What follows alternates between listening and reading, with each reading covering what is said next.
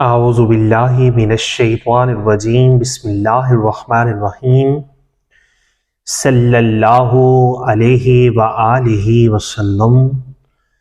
ایک نئے اور خوبصورت ٹاپک کے ساتھ آپ کی خدمت میں حاضر ہوں۔ ہم ہیں آپ کے خادم، آپ کے نوکر اور مرشد کریم کے در کے ادنا سے گدا ساجد علی قادری امیری۔ تمام ویورز کو میری طرف سے السلام علیکم ورحمۃ اللہ وبرکاتہ۔ آج کا ہمارا موضوع سخن ہے کہ مرید کے معنی و مفہوم، حقیقی معنوں میں مرید کون ہوتا ہے۔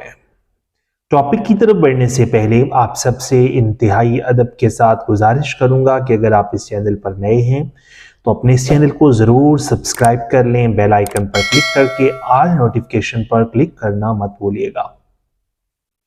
سامعین محترم، مرید کا معنی ہے کہ مردہ ہو جانے والا۔ حقیقی معنوں کے اعتبار سے جو مردہ ہو جاتا ہے وہی مرید ہوتا ہے۔ وہ ایک درویش نے کیا خوب لکھا ہے کہ مرید مردہ ہوتا ہے، اور مرشد کریم کی مثال ایک غسال کی مانند ہے کہ جو نہ صرف مردے کی طہارت کرتا ہے بلکہ جس رخ غسال منہ پھیر دے مرید بھی اسی رخ منہ پھیر لیتا ہے۔ بس ایک مرید کو بھی ایسا ہی ہونا چاہیے کہ جس طرف مرشد منہ پھیر دے وہیں بیٹھا رہے، یعنی مرشد کے امر کو اولین ترجیح دینے والا ہی مرید ہوتا ہے۔ جس طرح شیخ ناقص ہوتا ہے اور شیخ کامل، بلا شبہ حضرت سلطان باہو رحمۃ اللہ تعالی علیہ نے اپنی کتاب میں حدیث قدسی کو نقل کیا ہے کہ ہم نے شیخ ناقص کو اسی طرح خسارے کا باعث بنایا جیسا کہ شیطان مردود کو۔ بالکل اسی طرح مرید ناقص بھی ہوتا ہے اور مرید کامل بھی ہوتا ہے۔ مرید ناقص جو وسوسے کو اپنا دوست رکھتا ہے، اور مرید کامل صرف مرشد کے سوا کسی کو بھی اپنا ساتھی یا دوست نہیں رکھتا۔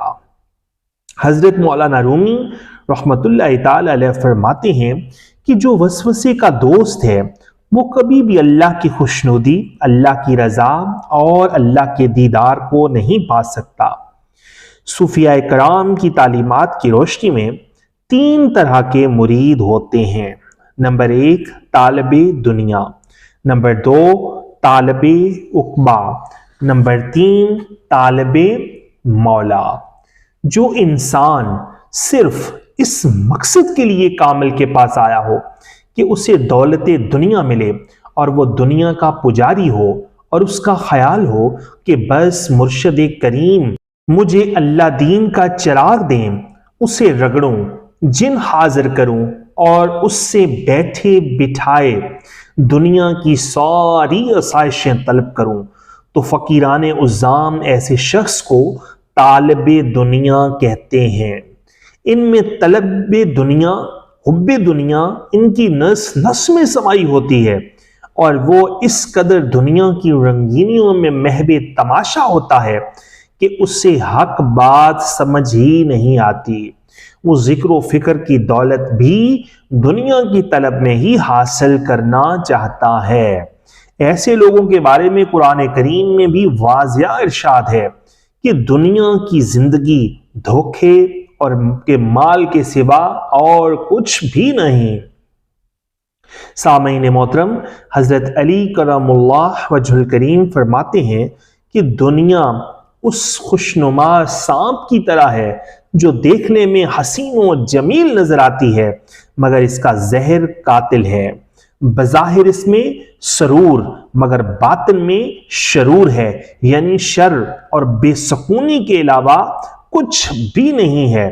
دوسرے قسم کے مرید جو صرف اس غرض سے مرید ہوتے ہیں کہ ذکر و اذکار کریں، دنیا بھی مل جائے اور آخرت بھی مل جائے، اور آخرت میں جہنم سے بچ جائیں، جنت میں جائیں، اور ان کے اندر حور و قصور کے لالچ بھی پائے جاتے ہیں۔ فقیران عظام اس بات کو واضح کرتے ہوئے فرماتے ہیں کہ جنت مومن کا انعام ضرور ہے لیکن یہ طالب کی منزل نہیں ہے۔ سامعین محترم، طالب کی حقیقی منزل تو اللہ کی رضا ہے، اس کا دیدار ہے، وصل کی حقیقی راہ ہے جہاں وہ اپنا سب کچھ غرق کر دیتا ہے اور اللہ کے سوا کچھ طلب نہیں رکھتا۔ حضرت رابعہ بصریہ رحمت اللہ تعالی علیہ فرماتی ہیں کہ میرا جی چاہتا ہے ایک ہاتھ سے پانی لوں اور دوزخ کو بجھا دوں اور دوسرے ہاتھ سے آگ لوں اور جنت کو آگ لگا دوں، کہ لوگوں نے محض کاروبار بنا رکھا ہے، محض اللہ کی یاد اس وجہ سے کہ دوزخ سے بچ جائیں اور جنت میں چلے جائیں۔ اگر اس سے کچھ طلب کرنی بھی ہے تو پھر اسے ہی طلب کیوں نہ کیا جائے جو تمام جہانوں کا مالک ہے۔ سامعین محترم، حقیقی مرید وہ ہوتا ہے جس کی اپنی خواہش ختم ہو جاتی ہے، جس کی اپنی سوچ ختم ہو جاتی ہے، جس کا اپنا ارادہ ختم ہو جاتا ہے، جس کی اپنی خوشی ختم ہو جاتی ہے، جس کی اپنی غمی ختم ہو جاتی ہے، پھر اس کا اپنا کچھ نہیں رہتا، سب کچھ اللہ کا ہو جاتا ہے۔ اس کے اندر بس ایک ہی آرزو باقی رہ جاتی ہے کہ وہ اپنے کامل مرشد کو راضی کر لے، کیونکہ وہ اس حقیقت کو جان لیتا ہے کہ مرشد راضی تو اللہ راضی۔ ایسا مرید مرشد سے نہ دنیا کا لالچ رکھتا ہے اور نہ آخرت کا کوئی لالچ۔ اور دوستو، کامل مرشد کا حقیقی کام ہی مرید کو اللہ کی رضا پر راضی رہنا سکھانا ہے اور کچھ نہیں۔ حضرت سلطان باہو رحمت اللہ تعالی علیہ سچے طالب کی نشانی بتاتے ہوئے فرماتے ہیں کہ طالباں را با طلب مطلوب خویش، ہر مطالب آئینہ با نمود پیش۔ جو سچے طالب ہوتے ہیں وہ ہر وقت اپنے مطلوب کی تلاش میں گم رہتے ہیں اور ان کے دل کا آئینہ ان کا ہر مطلب ان کے سامنے رکھتا ہے۔ یعنی جو سچے طالب اور مرید ہوتے ہیں وہ کبھی بھی دنیاوی معاملات میں نہیں الجھتے، ہر وقت وہ اپنے رب کی طلب اور خیالوں میں محو رہتے ہیں۔ لیکن ایسے سچے طالب اول تو بہت کم ملتے ہیں، اور اگر ایک بھی مل جائے تو مرشد کریم یہی سمجھتا ہے کہ اسے اس کی منزل مل گئی۔ حق کا دائی ایک ہی ہو، وہ آگے کئی بجھے ہوئے دیے جلانے کے لیے کافی ہوتا ہے۔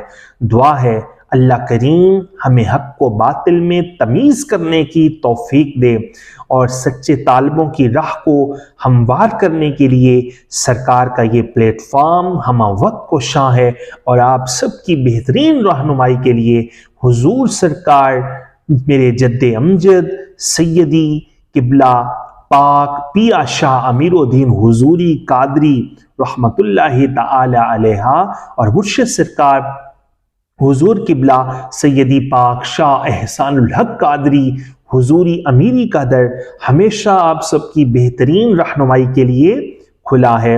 اگلی آنے والی ویڈیو تک کے لیے اپنے خادم اپنے سنوکر کو اجازت دیجیے۔